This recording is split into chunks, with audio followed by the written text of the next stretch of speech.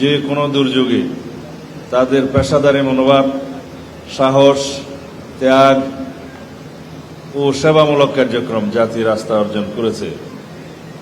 সকল দুর্যোগে বিপদে পড়া মানুষের পাশে প্রথম ছুটে যাওয়া স্বাধীনতা পুরস্কার প্রাপ্ত এই প্রতিষ্ঠানটি আমাদের নিকট একটি গর্বের বাহিনী হিসেবে স্বীকৃত।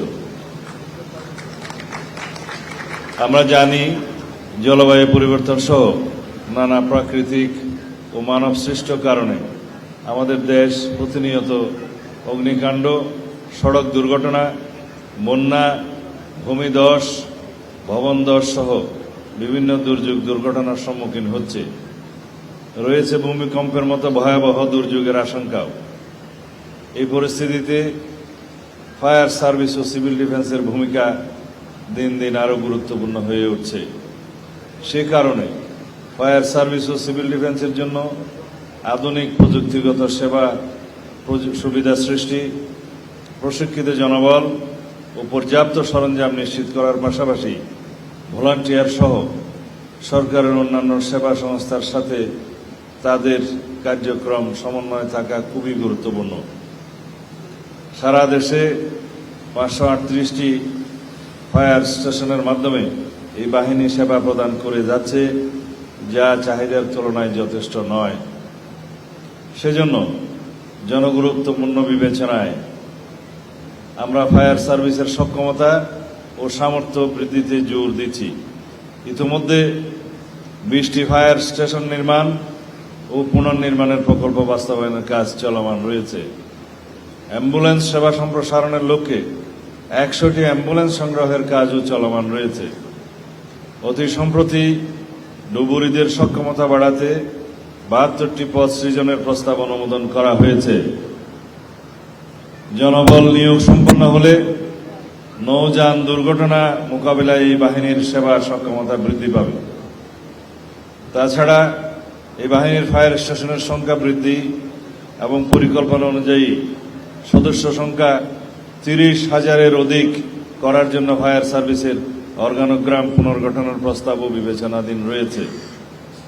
এছাড়া প্রশিক্ষণের মান উন্নয়নের জন্য মুন্সিগঞ্জের গজারিয়ায় ফায়ার সার্ভিস ও সিভিল ডিফেন্স একাডেমি স্থাপনের জন্য আমরা কার্যক্রম গ্রহণ করেছি।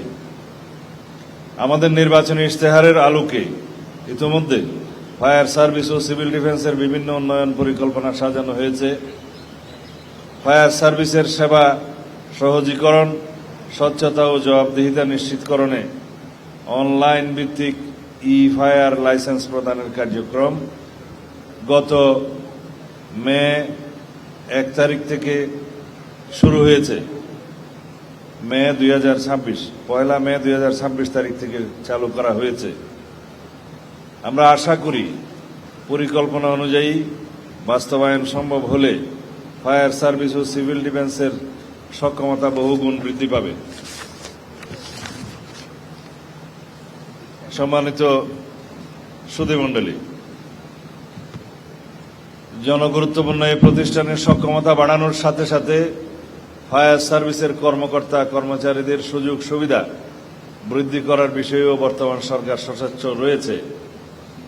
এই বাহিনীর সদস্যদের অন্যান্য বাহিনী ও সরকারি দপ্তরের সাথে সমন্বয় করে আপগ্রেডেশন সংক্রান্ত কিছু প্রস্তাব বিবেচনাধীন রয়েছে। এই বাহিনীর সদস্যদের আবাসনের সমস্যা দূরীকরণে কর্মকর্তা ও কর্মচারীদের জন্য ঢাকার মিরপুর ও সদরঘাটে 2টি বহুতল আবাসিক ভবন নির্মাণের প্রকল্প বাস্তবায়ন পর্যায়ে রয়েছে। মিরপুরে তাদের সদর দপ্তর ভবন নির্মাণের কাজও চলমান। এছাড়া বাহিনীর সদস্যদের বিশেষ ভাতা হিসেবে ফায়ার অ্যান্ড রেস্কিউ ভাতা এবং ফ্রেশ মানির বিষয়ে চাহিদা রয়েছে। তা আমরা ইনশাআল্লাহ পর্যালোচনা ও পরীক্ষা নিরীক্ষা করে দেখব। এর মাধ্যমে ফায়ার সার্ভিসের কর্মকর্তা কর্মচারীদের দীর্ঘদিনের প্রত্যাশা পূরণ হবে বলে মনে করি। প্রিয় সহকর্মীবৃন্দ, আজ ফায়ার সার্ভিস ও সিভিল ডিফেন্স সপ্তাহ 2026 এর শুভ উদ্বোধন অনুষ্ঠান এই উপলক্ষে এই বছরের প্রতিপাদ্য নির্ধারণ করা হয়েছে, অগ্নিযোদ্ধাদের একটাই পণ, নিরাপদ রাখব সম্পদ ও জীবন। আমি আশা করি ফায়ার সার্ভিস সপ্তাহের আয়োজিত বিভিন্ন কর্মসূচি যেমন গণসংযোগ, প্রদর্শনী, মহড়া, প্রশিক্ষণ ইত্যাদি জনসাধারণের সচেতনতা বৃদ্ধিতে, প্রতিষ্ঠানটির নিজস্ব কর্মীদের মনোবল বৃদ্ধিতে এবং দুর্যোগ ঝুঁকি হ্রাসে গুরুত্বপূর্ণ ভূমিকা পালন করবে। অগ্নি নির্বাপন ও উদ্ধার কাজে অংশ নিয়ে বিভিন্ন সময়ে প্রতিষ্ঠানের কর্মীরা আত্মাহুতি দিয়েছেন, জীবন উৎসর্গ করেছেন। সর্বশেষ টঙ্গীর কেমিক্যাল অগ্নি দুর্ঘটনায় ফায়ার সার্ভিসের ৩ জন কর্মী জীবন উৎসর্গ করেছেন।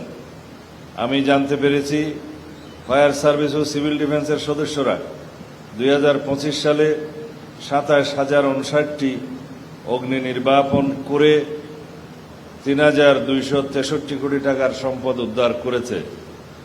7,815টি সড়ক দুর্ঘটনায় 9,266 জন আহত ও 1,038 জন নিহত উদ্ধার করেছে।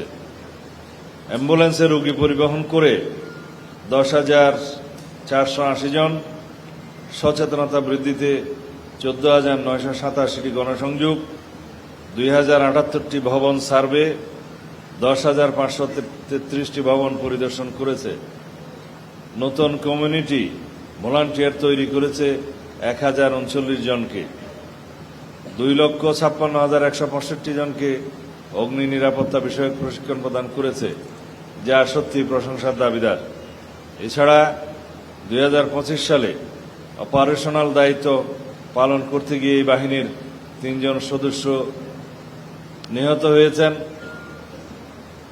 এখানে শহীদ হয়েছেন হবে মনে হয়, এবং 27 জন আহত হয়েছেন।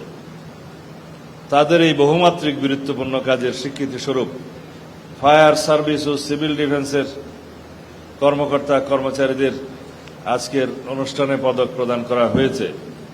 যারা পদক পেয়েছেন আমি তাদের আন্তরিক অভিনন্দন জানাচ্ছি। সুধীবৃন্দ, আজ নবীন station officer, fire fighter, nursing attendant, ডুবুরিও ড্রাইভারগণ বুনিয়াদী প্রশিক্ষণ সাফল্যের সাথে সম্পন্ন করে ফায়ার সার্ভিস ও সিভিল ডিফেন্সের কর্মজীবনে পদার্পণ করছেন।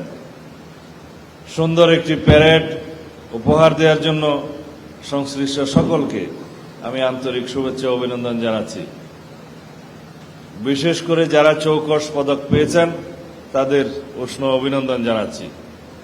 আমি আশা করি আপনারা সকলেই সততা, নিষ্ঠা ও আন্তরিকতার সঙ্গে দায়িত্ব পালন করবেন এবং ফায়ার সার্ভিস ও সিভিল ডিফেন্সের সুনাম উত্তরোত্তর বৃদ্ধিতে সর্বদা সচেষ্ট থাকবেন।